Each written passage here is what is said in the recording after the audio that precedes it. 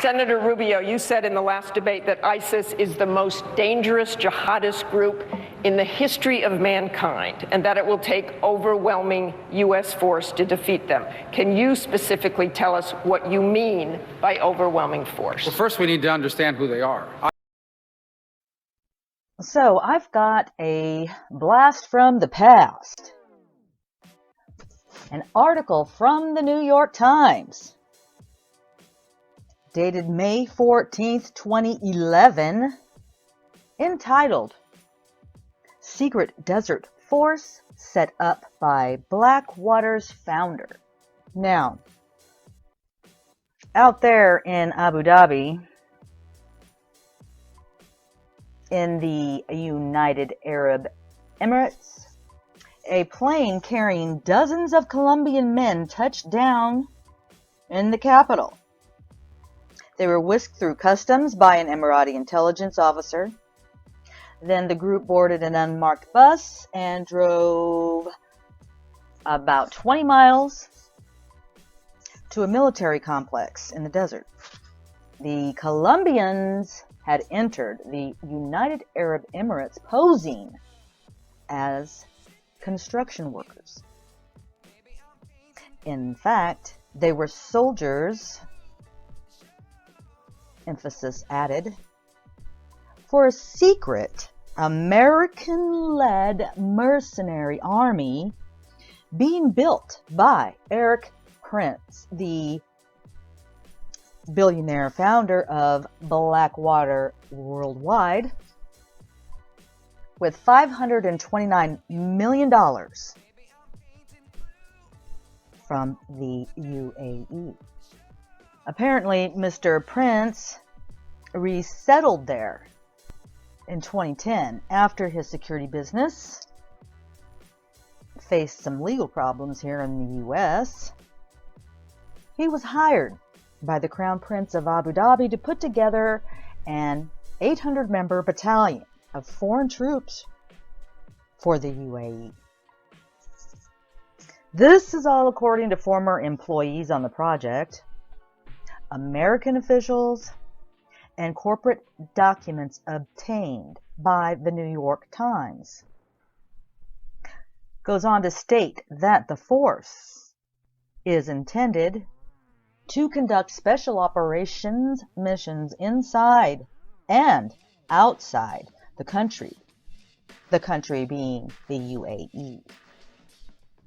Defend oil pipelines. Russian warplanes are targeting the ISIS oil empire in Syria in an attempt to sever a main source of its astonishing income. RT's Lizzie Phelan reports from Damascus. The Russian General Staff has said that over the last 24 hours, they've struck 500 oil trucks transporting oil from Syria to refineries in Iraq, and that this has considerably cut down the militants' capability for illegally exporting oil and consequently getting revenues from the contraband, which is the single biggest source of funding for the Islamic State.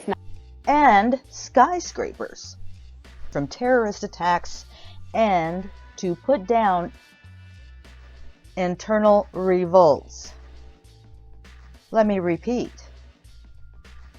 And put down internal revolts. Now, such troops could be deployed if the Emirates faced unrest in their crowded labor camps or were challenged by pro-democracy protests like those sweeping the Arab world that year, being the Arab Spring.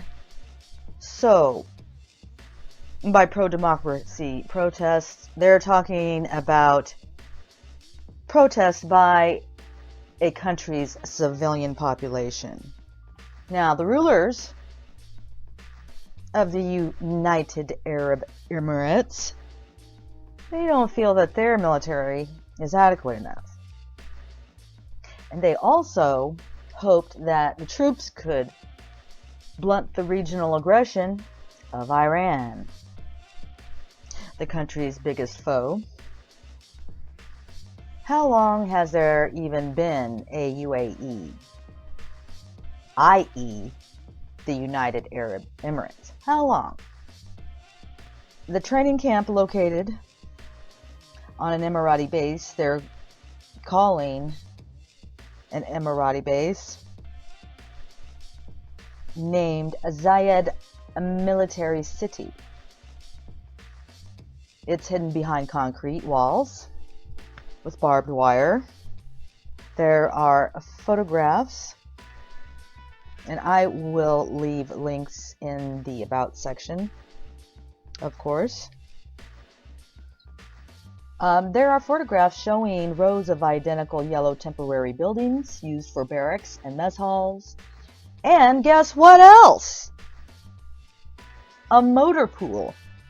We turn now to a question being asked by American authorities after so many videos and images of ISIS. U.S. counterterrorism officials asking, why are ISIS fighters driving so many similar trucks, and where are they getting them from? Look at these images. ISIS fighters riding in Toyota pickups and Toyota Land Cruisers.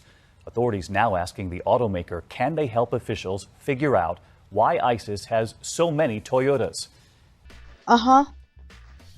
A motor pool, which houses Humvees and fuel trucks.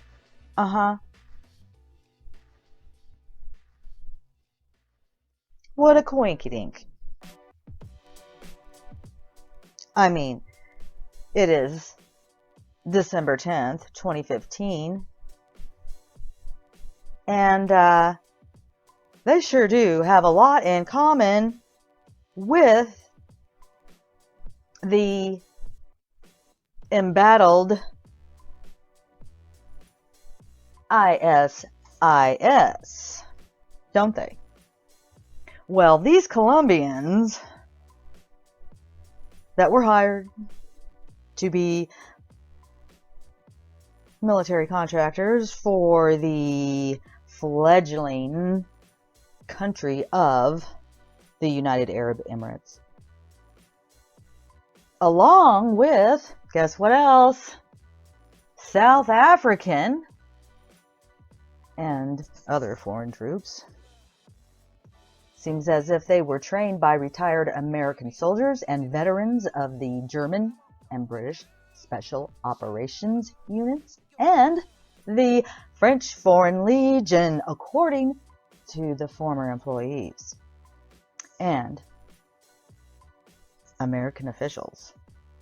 They're pointing out that in outsourcing critical parts of their defense to mercenaries, the soldiers of choice for medieval kings, Italian Renaissance dukes, and African dictators, the Emiratis have begun a new era in the boom in wartime contracting, which really began after, or admittedly began after, September 11th, 2001. And by relying on a force largely created by Americans, well, it seems that they have introduced a volatile element into that region, which was already, pardon the pun, combustible. And you've got to think that, you know, the United States is widely viewed with suspicion over there. The United Arab Emirates, which they're calling an autocracy, automatic. They're saying they're closely allied with the United States, and American officials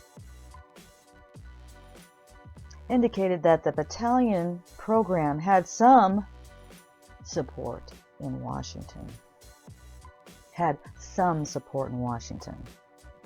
Quote, the Gulf countries and the UAE in particular don't have a lot of military experience. Why? Because they're brand spanking new countries. That's why. it would make sense if they looked outside their borders for help. It says that was, end quote, and that was supposedly said by one Obama administration official who knew of that operation, okay? Quote, they might want to show that they are not to be messed with, end quote. Still, it is not clear whether the project has the United States' official blessing. Well, that just brings back memories of when the Arab Spring started. At first, they looked like genuine protests. Well, that just brings back memories of when the Arab Spring started. At first, they looked like genuine protests, didn't they? To us outsiders, especially on CNN, they look like genuine protests at first, but then some of them turned into full-blown wars with thousands of innocent civilians being killed in the process. Well, that begs the question, so who was fighting the wars? Duh. Why not hire who hires independent contractors to be militants on an on-call basis? I'm sure they're probably 1099'd, for God's sake, if they're an American.